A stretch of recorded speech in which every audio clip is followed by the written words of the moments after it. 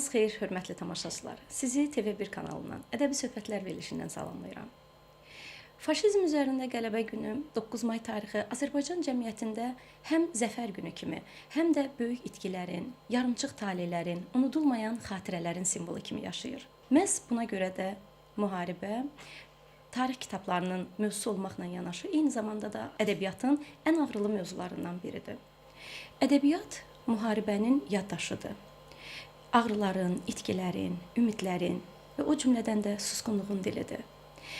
Qərb ədəbiyyatı, Azərbaycan ədəbiyyatı müharibə mövzusunu hansı formada dilə gətirib?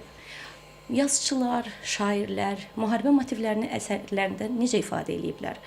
Bu barədə danışmaq üçün verilişimizə qonaq dəvət eləmişik. Qonağımız Azərbaycan Dillər Universitetinin dosenti, filologiya üzrə fəlsəfə doktoru Ülviyə xanım Əliyevadır. Xoş gəlmisiniz Ülviyə xanım. Çox sağ olun, təşəkkür edirəm, minnətdaram dəvətiniz üçün. Çox sağ olun. Bu gün müharibə motivindən danışacağıq. Ədəbiyyatda yazıçılar necə müraciət ediblər bu mövzuya? İstəyirəm ilk sual olaraq ədəbiyyatda müharibə mövzusunun aktuallığı barədə danışaq. Niyə bu qədər davamlıdır bu mövzu və müharibə insan təcrübəsinin hansı qatlarını daha qabarıq təcəssüm elətdirir? Buyurun. Müharibə mövzusu ədəbiyyatda təsadüfi olaraq davam etmir. Bu insan tarixinin ən dərin, təkrar olunan təcrübələrindən biridir.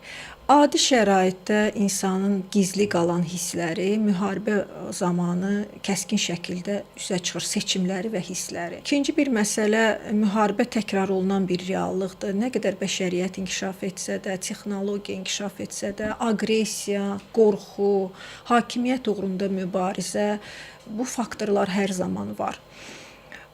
Bir də müharibə kollektiv yaddaşın bir hissəsidir. Xalqlar öz tarixlərini, travmalarını, milli kimliklərini müharibələr vasitəsilə formalaşdırırlar. Tolstoyun müharibə haqqında çox maraqlı bir fikri var. Deyir ki, bundan yaxşı nə ola bilər? Vətəni qorumaq, özünü qurban vermək. Sülh vaxtı bu mümkün deyil. Sülh ətalətdir, vətənpərvərlik yoxa çıxır. Həm də ki, dövrün ictimai-siyasi əksi baxımından da ədəbiyyat kənarda qala bilməz. Ədəbiyyat xalqın mənəvi yaddaşı olduğu üçün tarixin gedişatından daha canlıdır. Müharibəni əsərdə əks elətdirmək üçün yazıcı müəyyən mənada şahid olmalıdır. Baş verən hadisələrin içində olmalıdır. Siz bundan razısınızmı? Ümumiyyətcə necə düşünürsünüz? Müharibə motivini yazıcı empatiya hissi ilə və yaxud müşahidəçi olaraqdan yaza bilər, yoxsa mütləq şəkildə müharibənin içində olmalıdır? Müharibə haqqında yazmaq üçün müəllifin şəxsən müharibədə iştirak etməsi düşünürəm ki, vacib deyil, amma bu həm də üstünlükdür. Məsələn, Hemingway, Remarque kimi yazıçılar birbaşa olaraq müharibədə iştirak etmişdilər və bu da onların qəhrəmanları ilə onlar arasındakı məsafəni maksimuma endirir və onların əsərlərini son dərəcə canlı və avtobioqrafik edir. Amma müharibədə iştirak etməyən yazıcı da, sənətkar da maraqlı müharibə əsəri yaza bilər, müharibə hadisəsi qura bilər. Əsas odur ki, bu məsələyə necə yanaşırsan, necə hiss edirsən və istedad məsələsi. Məsələn, Amerika yazıçısı var, Kristen Hanna. Qadınların səssiz qəhrəmanlığından danışır, müharibədə iştirak etməyib. Yəni, yazıçının ruhunun ağrısı mütləq əsərə düşməlidir. Məsələn, 19 yaşında şəhidlik zirvəsinə ucalmış qəhrəmanımız Fuad Əsədovun Səngər şeiri var. Bu səngər məbəddir, ocaqdır, pirdir, bu səngər tarixə qovuşacaqdır, bu elə bir yuvamdır, evimdir mənim, elə bir suyumdur, havamdır mənim. Yəni 19 yaşında bu şeiri yazmaq üçün yəqin ki, səngərdə olmaq lazımdır. Birinci Dünya müharibəsi Qərb ədəbiyyatında hansı yeni formaları üzə çıxartdı? Hansı cərəyanlarda özünün əksini tapdı müharibə? Yazıçının dünya görüşündə hansı dəyişikliklər baş verdi məhz Qərb ədəbiyyatında? Qərb ədəbiyyatında Birinci Dünya müharibəsinin gətirdiyi travma, xaos, mənasızlıq yazıçıları ənənəvi realist üslubdan uzaqlaşdırdı. Yazıçılar başa düşdülər ki, bunları ifadə etmək üçün klassik ənənə yetərli deyil. Realizmin yerini modernizm tutdu. Sujet dağıldı, zamanın sərhədləri pozuldu, qəhrəman anlayışının yerini anti-qəhrəman tutdu. Müharibənin gətirdiyi travmanı, psixoloji sarsıntını, mənasızlığı ifadə etmək üçün ədəbiyyata şuur axını yazı texnikası gəldi. Burada qəhrəmanların fasiləsiz düşüncəsi, travması, psixoloji sarsıntısını ifadə etmək üçün şuur axını ən gözəl bir vasitə idi. Bir sıra qərb yazıçıları var ki, məsələn Virginia Woolf'un Xanım Dalloway romanında belə bir itirilmiş nəslin nümayəndəsi olan müharibədən qayıdıb gəlmiş Smith obrazı var. Bu Smith obrazının daxili boşluğu, psixoloji sarsıntıları fasiləsiz, nizamsız şəkildə verilir və böhran keçirən insan əsərin sonunda intihar edir. Və yaxud Faulknerin əsərlərində birbaşa müharibə mövzusu olmasa da, amma müharibənin gətirdiyi əhval-ruhiyyə, həmən dövrün böhran vəziyyəti, cəmiyyətin dağılması, dəyərlərin itməsi, mənəvi böhran modernist üslubda təqdim olunur. Xüsusilə Hemingway'in yaradıcılığındakı iceberg üslubunu misal göstərmək olar ki, fikirlər pərdələnir, daha çox emosiyalar gizli şəkildə təqdim olunur. Yəni az sözlə çox fikir ifadə etmək məsələsi önə çıxır. Ülviyə xanım, siz itirilmiş nəsil anlayışını ifadə elədiniz. Nə deməkdir itirilmiş nəsil? Ümumiyyətlə biz başa düşürük ki, ədəbiyyatda müharibə motivi, məsəl üçün bizim SSR dövründə müharibəyə səsləyirdilər, bir zəfər çağırışı var idi. Amma bir tərəfdən də ədəbiyyatın siz dediyiniz kimi bu itkilər mövzusu gəlir ədəbiyyata. İtirilmiş nəsil haqqında buyurun, zəhmət olmasa. İtirilmiş nəsil anlayışı Amerika ədəbiyyatından gəlir. Bu ifadəni ilk dəfə Amerika yazıçısı Gertruda Stein Hemingway ilə söhbətində istifadə edib və bu kontekstdə Amerika ədəbiyyatının inkişafında xüsusi rolu olmuş bir ədəbi nəslin nümayəndələri var ki, bu yazıçıların estetik mövqeyi nədən ibarətdir? Birinci Dünya müharibəsində iştirak etmiş qəhrəmanları cəmiyyət biganə qarşıladı. Onlar cəmiyyətdə lazımsız insanlara çevrildilər. Onlara laqeyd münasibət yarandı. Ümumiyyətlə, Birinci Dünya müharibəsində həlak olan insanlara da cəmiyyət yas saxlamırdı. Və onlar itirilmiş nəslin nümayəndəsinə çevrildilər. Və məsələnin başqa bir tərəfi təkcə müharibədə iştirak edən insanlar yox, həm də arxa cəbhədə öz həyat yoldaşını itirən, əzizlərini, qardaşını, evladını itirən insanlar da itirilmiş nəslin nümayəndələri hesab olunur. Belə çıxır ki, itirilmiş nəsil anlayışı invariant xarakter daşıyır və bütün müharibədən çıxmış xalqlara aid eləmək olar bu məsələni. İtirilmiş nəslin nümayəndələri zahirən cəmiyyətə inteqrasiya olur. Yəni zahiri görkəmi dəyişir, ürəklərinin yarası qalır.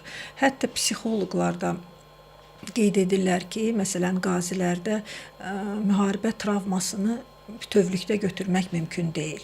Onu yalnız adiləşdirmək olur ki, onların gələcək həyatını idarə eləməsin. Və buna posttravmatik stres kimi izah olunur. Çünki bu insanları daha çox qəzəb idarə edir. Məsələn, itirilmiş nəslin taleyini əsərlərində canlandıran bir çox sənətkarlar var. Hemingway'dir, Remarque'dir. Məsələn, Remarque'ın 3 yoldaş əsəri var. İtirilmiş nəslin psixologiyasına ən yaxşı bələd olan yazıçılardan biri Remarque'dir. Remarque'ın hətta Qərb cəbhəsində təbəddülat yoxdur əsərinə yenilikdə film də çəkilib. Bəli, o yeni bir film də çəkilibdir. Oskar mükafatına da. Çox gözəl əsərdir. Məsələn, burada o səngər yoldaşlarını, müharibədən sonrakı səngər yoldaşlarını göstərir, cəbhə dostlarını göstərir. Hansı ki, cəbhə dostları qardaşdan da doğma olur bir-birlərinə. 3 dost, Custer, Lance, Robbie. Burada biri böyük qardaş kimi təqdim olunur, sanki hər zaman məsləhət verən, ikincisi baməzə, üçüncüsü də hamının əl tutduğu bir qardaş kimi nəzərdə tutulur. İtirilmiş nəslin taleyini gözəl şəkildə canlandıran yazıçılardan biridir. Və yaxud da ki, Qərb cəbhəsində sizin dediyiniz kimi Yenilik yoxdur əsərində də müharibəyə könüllü yollanan, parta arxasından şagirdlər təsvir olunur ki, məktəbdə onlara təbliğ olunan ideyaların tam əksi ilə müharibədə qarşılaşırlar və müharibənin vətənə xidmət etmək uğrunda verilən imkan yox, dəhşətli qırğın olduğunu başa düşürlər. Məktəbdə öyrəndikləri hər şey döyüş meydanında gərəksiz olur. Və yaxud da ki, Hemingway'in Əlvida silah romanında artıq Hemingway burada anti-qəhrəman yaradır.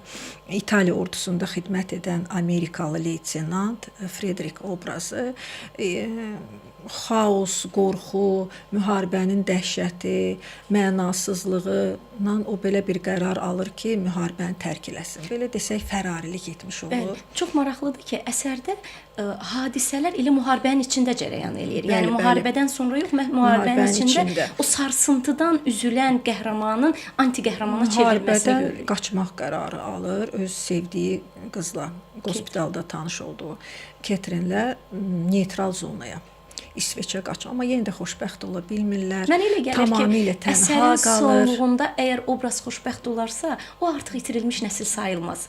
Elə məhz obrazı tamamlamaq üçün Hemingway əsəri bu cür bitirib. Və Hemingwaydə məsələ bu şəkildədir, sizin dediyiniz şəkildədir. Yəni qəhrəmanlar demək olar ki, öz arzularına çatmırlar və ümumiyyətlə gələcəyə ümidsizddirlər, pessimistlər. Amma məsələn belə bir Amerika ədəbiyyatında yazıçı var, Scott Fitzgerald. Onun itirilmiş nəslə münasibəti tamamilə fərqlidir. Məsələn, onun Cənnətin bu tərəfi romanının qəhrəmanı Emory Blaine varlı bir ailənin oğludur, son dərəcə egoist təsvir olunur və yazıcı onu şəxsiyyətə çevirmək üçün müharibəyə göndərir.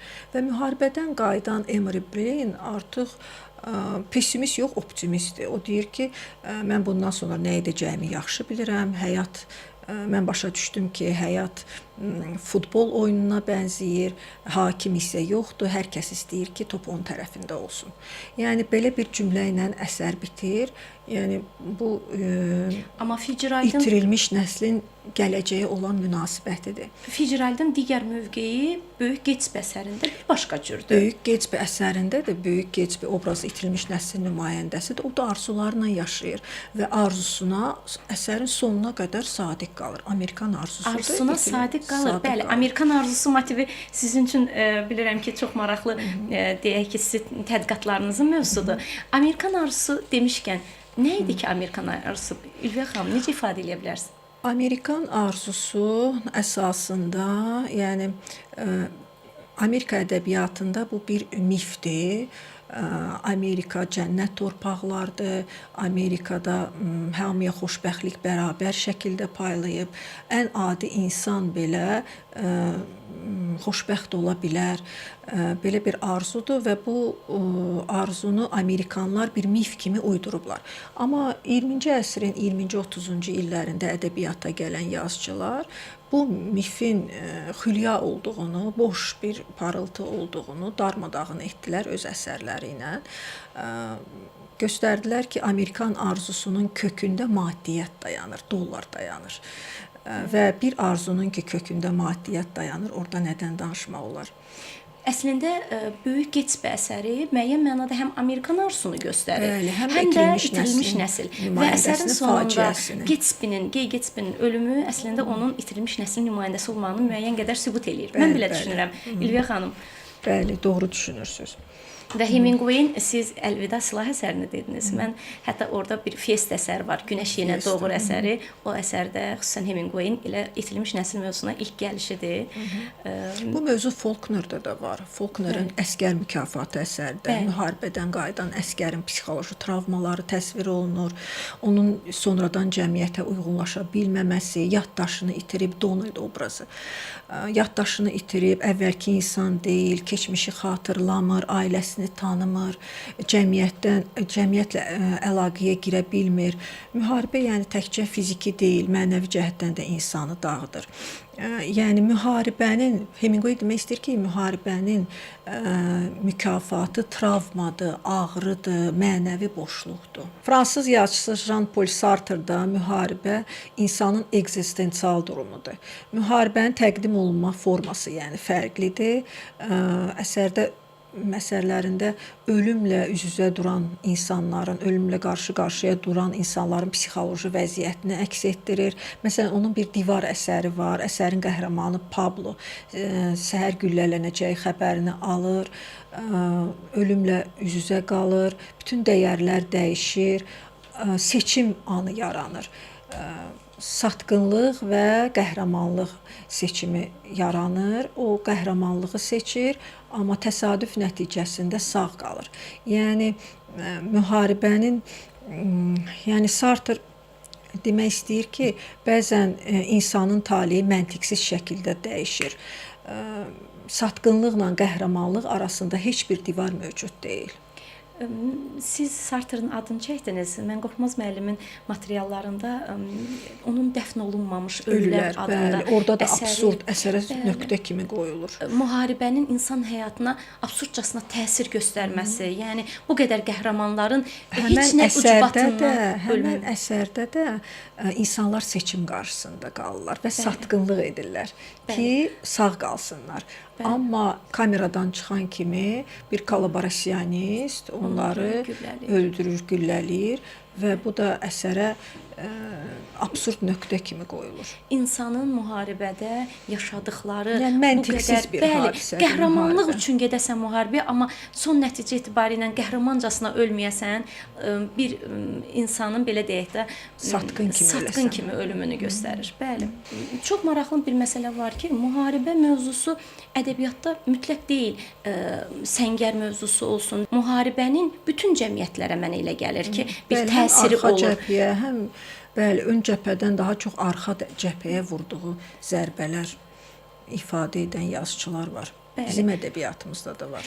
Bizim ədəbiyyatımız demişkən, Ülviyə xanım, Azərbaycan ədəbiyyatında müharibə mövzusu, İkinci Dünya müharibəsi bizdə daha çox vətən müharibəsi kimi bu gün də səsləndiririk, faşizm üzərində qələbə adlandırırıq bunu. Azərbaycan ədəbiyyatında hansı formada özünü göstərir? Hansı yazıçıların əsərlərində biz bunu görürük? Azərbaycan ədəbiyyatında çox maraqlı samballı əsərlər var. Məsələn, Hüseyn Abbaszadənin General romanı var. Yusif Əzimzadənin Xilaskarların sorağında romanı var. Salam Qədirzadənin Burada insan yaşamışdı. Bu adını çəkdiyim bu yazıçılar birbaşa olaraq müharibədə, İkinci Dünya müharibəsində səngərdə olan yazıçılardır. Məsələn, Bayram Bayramov var. O müharibədə topçu zabit olub, Drezdəndə yaralanıb. O deyir ki, az qala dünyanın özü boyda cəbhə yolu keçmişik. Məsələn, onun çox maraqlı bir povesti var, Onun gözləri.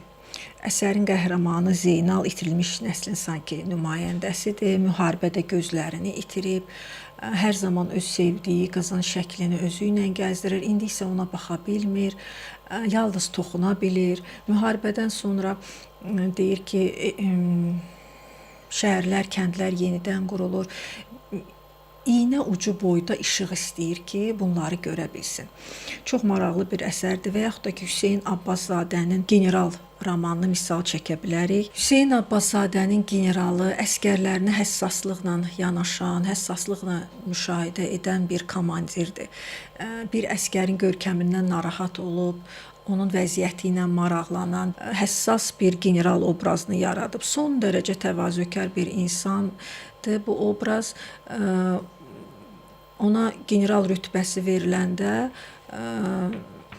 narahat olub deyir ki, niyə görə belə tezliklə mənə general rütbəsi verilir?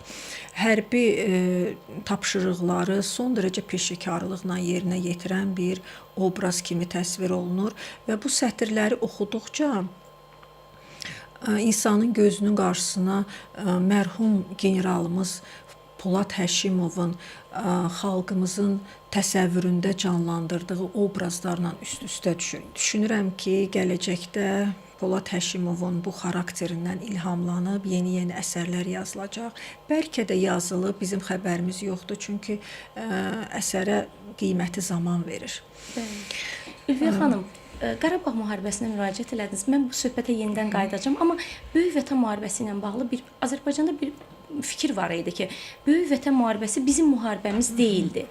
Bu ifadə nə dərəcədə düz idi sizə? Hesab eləyirəm ki, bu düzgün münasibət deyil. Onda gərək biz bütün Sovet quruluşundan imtina edək. Yəni hər bir xalqın, hər bir insanın keçmişi var. Biz öz keçmişimizə bağlıyıq və biz bu keçmişdən imtina edə bilmərik. Sovet dövründə təhsil almışam. O vaxtı hər bir sinifə bir veteran təyin olunmuşdu. Biz o veteranları 9 may qabağı gedib ziyarət eləyərdik. Mənim yadımdadır ki, bizim veteranımız Dürrə xanım Məmmədova, 2-ci Dünya müharibəsi qəhrəmanı Zoya Kosmodemyanskaya onun baldızı idi. O bizim üçün süfrə açırdı, biz onu ziyarət eləyirdik. İndi o insanlar artıq həyatda yoxdur. Amma biz onlardan imtina edə bilmərik. Bu bizim qələbəmizdir, bu bizim müharibəmizdir. Əslində bu xalqın yaddaşıdır.